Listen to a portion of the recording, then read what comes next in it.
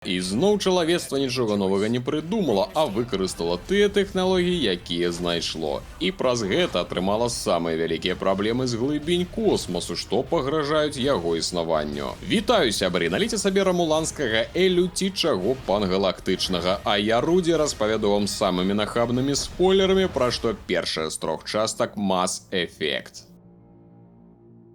Мой узровень разумення фізікі знаходзіцца недзе каля жартаў над правілам бураўчыка і прозвішчам нашага настаўніка. Таму пра такую анамалію, як эфект масы, скажу проста, гэта хрэновіна ў адной з самых эпічных гульнявых космаопер апошніх 20 год дазваляе лётаць праз прастору на велізарнай адлегласці. Але ж для лётання па сусвету адных ведаў недастаткова, і патрэбны вось такія ретранслятары партала, якія пабудавала найстаражытнейшая раса протэан, хрен 10 000 год таму. А людзі ў сярэдзіне 22 стагоддзя выпадкова знайшлі гэтыя штукі з краю нашай сонечнай сістэмы, ды лётаюць цяпер куды хочуць па галактыке без віз. Не зусім куды хочуць, калі дакладней, а на такія ж ретранслятары быццам станцыі метро. Праз такія вандроўкі людзі і пазнаёміліся з іншымі жыхарамі сусвету. Розныя там турыанцы, саларыанцы і да халеры яшчэ хто. З турыанцамі нават паспелі з які год паваяваць пры першым кантакце.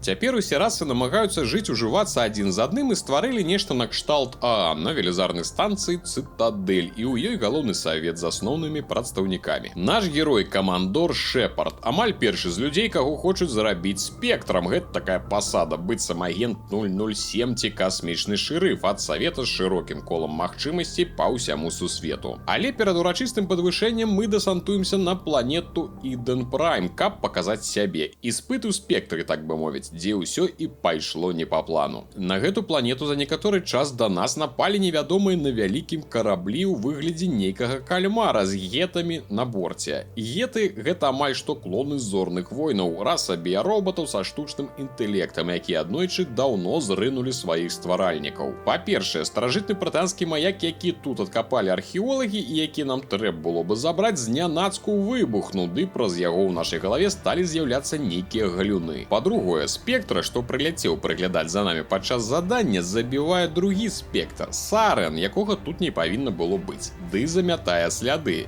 Нешта пачынае накрывацца нашае падвышэнне. Не адразу, але мы ўсё ж упэўніваем савет, што той Сарэн забойца, і ўвогуле гэны хрен сабраў армію гетаў, наабяцаў бедным пентіумам нейкую светлую будучыню, бясплатную пасту для працэсараў ды вяртанне жняцоў. Жняцы — гэта, пэўна, найстаражытнейшыя таварышы, якія таксама існавалі дзесяткі тысяч год таму. Геты па іх фанацеюць, як па нейкім зоркам кей-поп, ды лічаць за багоў. Усім астатнім, улучаючы каманду Шепарда, гэта ідэя з жняцамі не да густу, таму трэба знайсці таго Сарана, пакуль ён спраў не нарабіў са сваімі тамагочы. Але ж яго трэба шукаць па ўсёй галактыцы. Нам даюць наводку на 3 месцы, дзе, магчыма, можна трапіць на яго след. Ён яшчэ шукае нейкі канал. Што за яно мы не ведаем, таму ў першую чаргу ляцім да Цонні, навукоўцы, што займаецца усякімі брытанскімі старажытнасцямі. Ды дакупы дачка Бенезіі. Гэта жанчынка нейкая важная, што дапамагае Сарану ў яго планах. Разам з намі там апынуліся і геты, ад якіх мы дзяўчынку з расы Азары і ратавалі. Яна распавяла цікавостку, нібыта існуе цыкл у сусвеце, калі якая раса дасягае велічы, то нешта яе знішчае, і так амаль што кожныя 50 000 гадоў. Апошняй такой расай і былі протэане, што пабудавалі ретранслятары, а тыя жняцы, выяўляюцца, і займаюцца знішчэннем тэхналагічных выскачак. Цікава, ляцім далей. Наступным нашым пунктам будзе планета з біялабараторыі, да якой таксама праявілі зацікаўленасць геты разам з Бенезіяй, якая распачала там сур'ёзны варушняк. Пасля пары добрых аргументаў апынулася, яна знаходзіцца пад нейкім уплывам Сарана, які, як той Кашпіроўскі, яе зачараваў на сваім караблі Уладар. І ў момант, калі яе свядомасць прабіваецца праз гэны туман, мы даведваемся, што той хрен шукае нейкі мюрэтранслятар, і з гэнага партала можна трапіць у асаблівае месца. І вось толькі як пару хвілін таму Бенезія Сілезія Сарану і перадала тыя каардынаты, якія павыпытвала з катаванай тут каралевы Рахні. Гэта чарговая раса нейкіх там разумных жукоў. Ведаць-то мы зараз ведаем, дзе той рэтранслятар, але ж з яго шляхі вядуць у шмат якія месцы, а перахапіць Сарана мы дакладна не паспеем, можна нават і не спрабаваць. Апошняя наводачка прыводзіць на планету, дзе розум тутэйшых асаднікаў апанавала невялічкая расліна.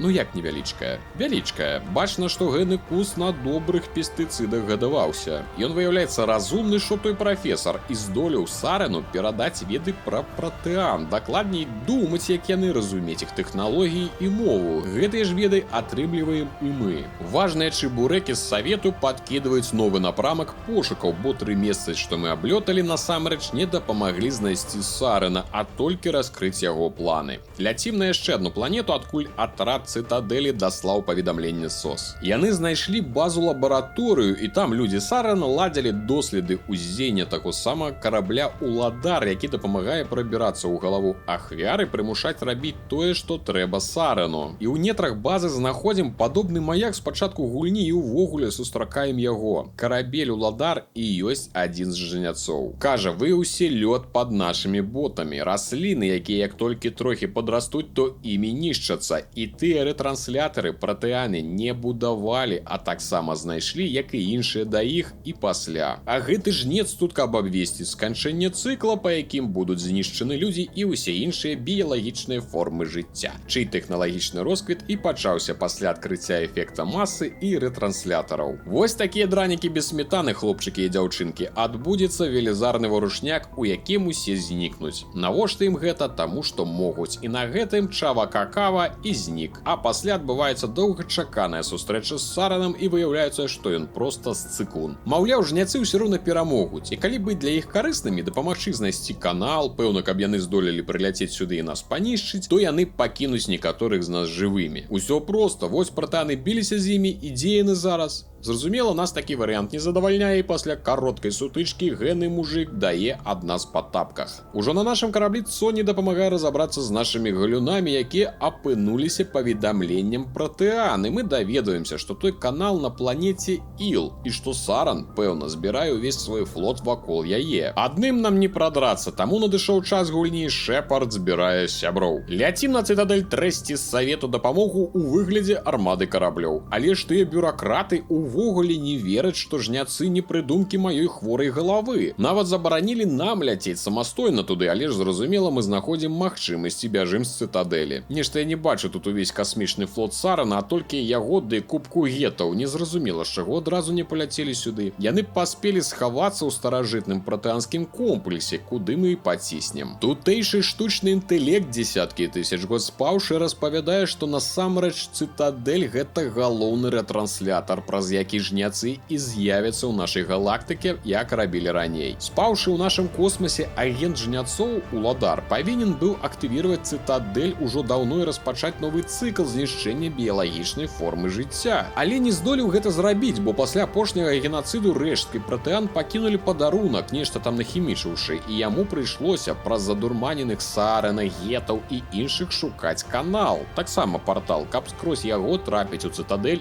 і актывіраваць партал для армады жняцоў самому. Інтэлект перадае нам флешачку, якую трэба ўторкнуць у нейкую там панель цытадэлі і назаўсёды зачыніць рэтранслятары для жняцоў. Бег мы бяжым да канала, праз які Саран ужо прайшоў, а ў гэты час Уладар разам з гетамі і іншымі прыблудамі нападаюць на цэнтр галактыкі. Трэба прызнаць, што той Саран больш нейкі не барака, чым галоўны злодзей. Па сутнасці, уся небяспека ад Уладара, які ў гэты момант прычапіўся да цытадэлі ды перадае сігнал да сваіх, а ўся армада нашых хлопіць па ім на ўсю моц. А Саран так ходзіць, ды толькі размовы разводзяць, а пантаны кіраўніком. Тут некалькі варыянтаў: ці біцца з ім да апошняга, ці ўпэўніць у нашай праўдзе, пасля чаго ён скончыць жыццё самагубствам, выцягнуты з-пад мороку жняца. Пасля мы ўсталёўваем флешку, блакуем рэтранслятар назаўсёды, а Уладар, падбіты мужнымі жаўнерамі галактыкі, валіцца долу. Здаецца, што хэпі-энд, але ўсе збіраюцца з кіслымі тварамі, маўляў, гэта не канец, і тыя жняцы, калі яны ўжо хочуць сюды трапіць, то абавязкова знойдуць шлях. Таму трэба рыхтавацца да нападу і другой часткі Mass Effect. Канец. Абавязкова для азнаёмлення аматарам космосу, навуковай фантастыкі і добрага сеттынгу. І будьце уважлівы, што ў гульні ёсць Legendary Edition з перапрацаванай графікай ад 21 года, як і ў двух наступных частках. Напішыце ў каментары ваше ўражанне ад праходжання Mass Effect, які след яна пакінула ці не здолела ў вашым сардэчку. Дзякую усім, хто падтрымлівае мою справу рублём на Patreon, тым, хто пашырае мае відэа і дапамагае алгарытмам YouTube праз падабайкі ды каментары. Разам зробім вялікую беларускую гульнявую прастору. З вами быў Рудзі. Усіх і кожнага абдымаю.